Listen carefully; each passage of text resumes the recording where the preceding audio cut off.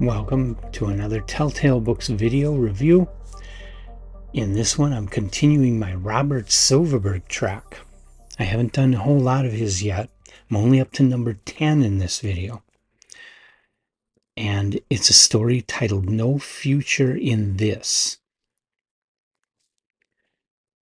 The story was published in May of 1956 in Science Fiction Quarterly magazine, which I have a copy of right here. This is the actual magazine.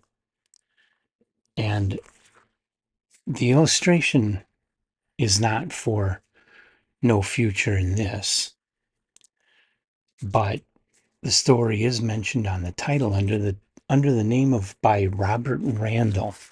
Now, old-time science fiction fans will get this one right away. This is actually the first of many collaborations between Robert Silverberg and Randall Garrett. They were very close collaborators during the late 1950s. Randall Garrett was, by a short time, the more senior writer of the team. But I don't think you can really say that that Garrett was mentoring Silverberg. I think they were pretty equal. But it's a little hard to tell what parts are Silverberg and what parts are Randall Garrett, at least at this point. Because it's very different from any of the other Silverberg stories I've read so far, but I've only done the first 8 stories. The very first story I couldn't find, so I've only read and reviewed 8 of Silverberg's stories at this point, and the competent writing that Silverberg had in his early work is still found here. But it does seem to be a stronger story than what Silverberg had written before. So what is No Future in This about?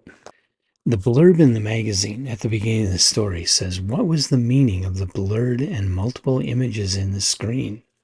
Why did they shift so often and occasionally disappear?"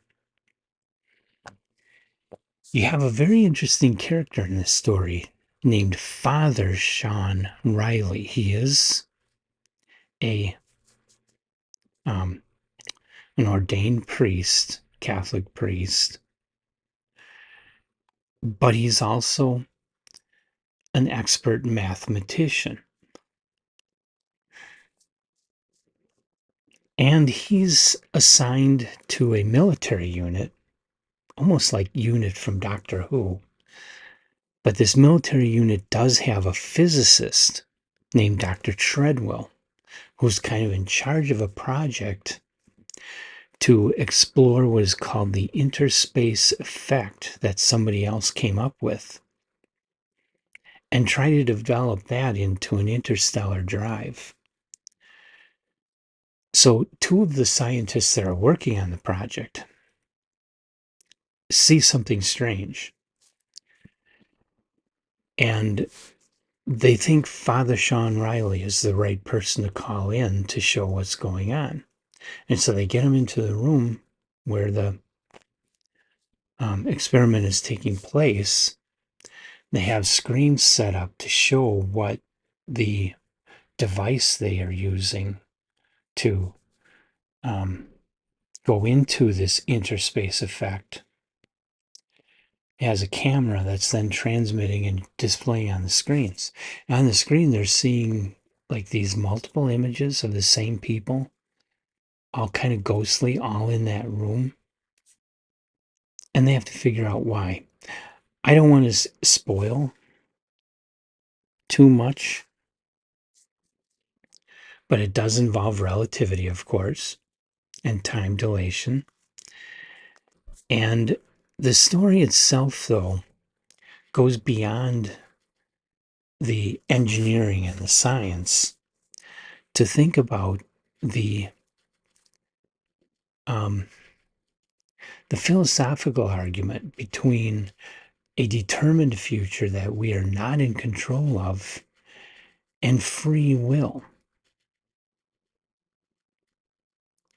Our current thinking is that from every point in time, you have multiple paths that can be taken into the future, depending on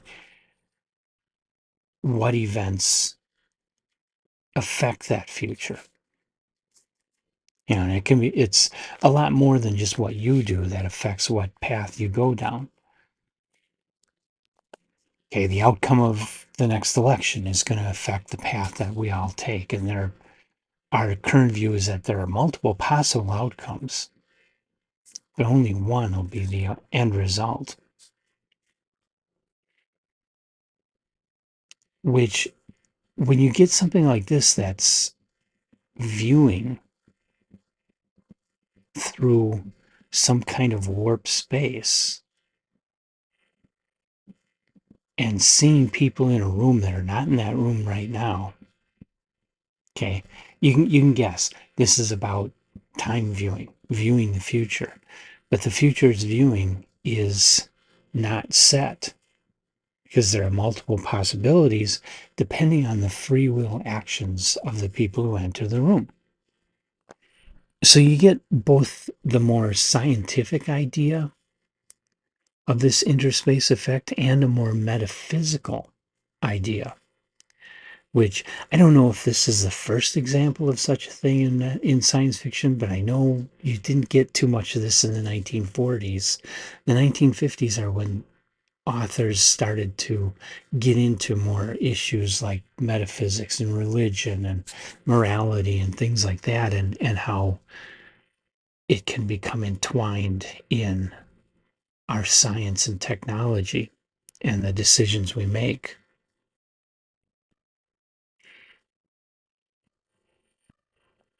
And I just thought it was really interesting to have this father who is also an expert mathematician in the story. That seemed like kind of a bold move.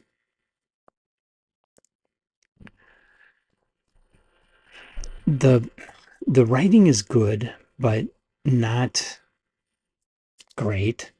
The plotting is good, but kind of standard. The characterization is pretty good. Um, Enough so that I feel this story is definitely readable today. So it's a good story, not a great story. This isn't a top tale, but it's definitely a good story. But it's one that I recommend, but I recommend it to those people who don't mind the somewhat simplicity of the plot and don't mind the feel that it's a, a little antiquated in how people act in 1950s science fiction compared to how a writer would write people today, because there are a lot of things that were a lot of behaviors that were expected of people that people were trained and brought up with that have kind of fallen by the wayside today. A lot of um, just like social niceties that people just don't do anymore. And that affects the characters in their patterns of speech and their patterns of behavior in stories in the 1950s, so that the characters aren't badly written. They're just not like people today. They have different social upbringing and a little different social standard than what is typical of people today. A lot less swearing. Of course, people did swear back in the 50s, but of course you couldn't publish that in the 1950s. But a lot of people like the family I grew up with, my mother's, not my dad's side of the family, but my mother's side of the family, you didn't hear swear words. It's just not the way they were. So things like that a writer writing today would do differently. And so a reader today who's more used to today's writers would encounter this and kind of think, wait, these characters don't seem real, but they do seem real for the 1950s. They are well characterized for the 1950s. They just don't act like people act in 2024. They act like people in 1956. Okay, so you have to bear that in mind when you're going back to the 1950s and reading a science fiction story, that people were a little different. Standards in society were a little different than they are today. And so they're not going to feel quite right if you're only used to today's fiction. But it's not that it's bad writing. It's definitely good writing. But I wouldn't call this one great writing. Both Randall Garrett and Robert Silverberg were pretty new to the profession at this time. This is Silverberg's 10th published story. It's Randall Garrett's 32nd published story. Now, the two of them would go and do a lot more collaborations in the next few years, in the next 3-4 years. And so we're going to run into a lot. They wrote series of stories. They wrote novels together. They did a lot of collaboration. And so you're going to see this a lot where Silverberg and Garrett are collaborating on stories from this point forward. And this is only one, Silverberg was another very prolific author. To date, something like 750 some stories in my bibliography.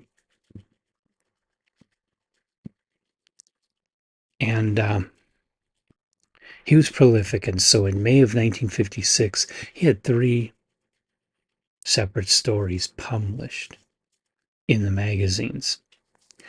No Future in This is just the first one I'm covering. The next one is going to be The Desiccator, which was published in Science Fiction Stories in May of 1956. And have you read No Future in This? Want to hear what you think? Don't spoil the ending, but leave your comments about that, about Silverberg, about Garrett. Any stories you have that you can relate are very welcome in the comments section of the video for everybody to enjoy. And come on back for The Desiccator by Robert Silverberg alone, and all the other works by Silverberg and all the other authors that we cover on Telltale Books coming up. Until then, like button, subscribe button, and I hope you'll join me for the next video.